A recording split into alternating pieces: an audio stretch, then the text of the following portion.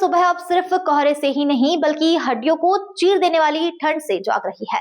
पिछले 2 दिनों से इंदौर में मौसम ने ऐसी करवट ली है कि शहर कोल्ड डे की गिरफ्त में आ गया है। रात का पारा 5 डिग्री सेल्सियस के पार फिसल गया है और इसी के साथ रात में कई सालों का ठंड का रिकॉर्ड ध्वस्त कर दिया गया है।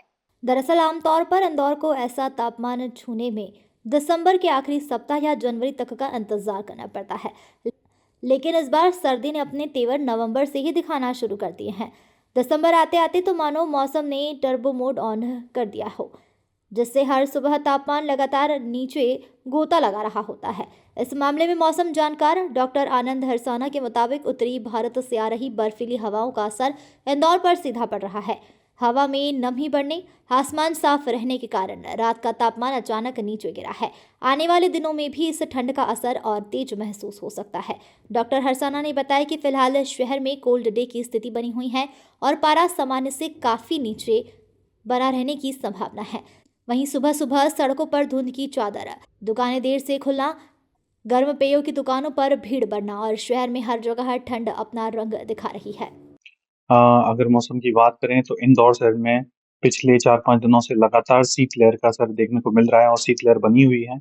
और पिछले 2 दिनों से तापमान जो है 5-6 डिग्री के आसपास मिनिमम टेम्परेचर बना हुआ है, जिससे कि ठंड और ज़्यादा बढ़ रही है और आगे आने वाले 14 तारीख तक शीतलहर बने रहने की संभावना है।